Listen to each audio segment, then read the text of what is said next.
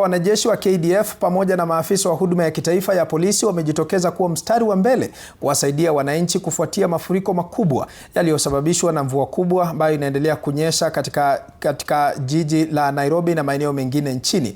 Kupitia operesheni za dharura za utafutaji na uokoaji, vikosi hivyo vinaendelea kuwaokoa waliokwama, kusimamia usalama, kudhibiti msongamano wa magari na pia kusaidia kurejesha hali ya kawaida, huku athari za mvua zikiendelea kuripotiwa. Munene John na taarifa zaidi.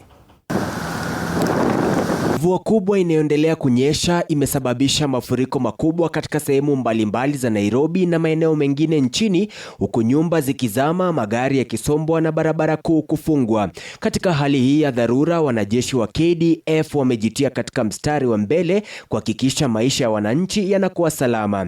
Kulingana na kifungu cha 241 kipengee cha 3 cha katiba ya Kenya, wanajeshi wanaweza kushirikiana na mamlaka nyingine wakati wa majanga, na sasa hili limeonekana kwa uwazi.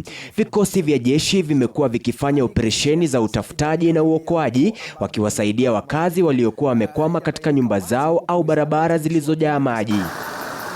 Maeneo yaliyoathirika zaidi ni pamoja na Mukuru, Kibra, Mathare, Huruma, South B na South C, Pipeline, Embakasi, Roysambu, Kahawa West na Githurai.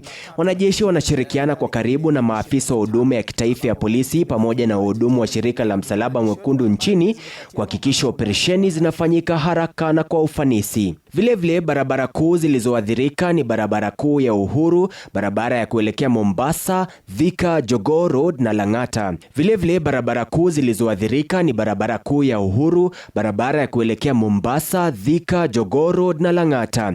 Baada ya hali ya dharura iliyotokea, huduma ya kitaifa ya polisi ikishirikiana na wadau wengine ilichukua hatua za haraka kufanya operesheni za utafutaji na uokoaji usiku kucha. Watu 29 waliokolewa kutoka maeneo mbalimbali na wanapokea msaada unaohitajika. Waziri wa huduma za umma Geoffrey Ruku amewaahidi Wakenya kwamba serikali itaendelea kuhakikisha kila aliyeathirika anapata msaada unaohitajika.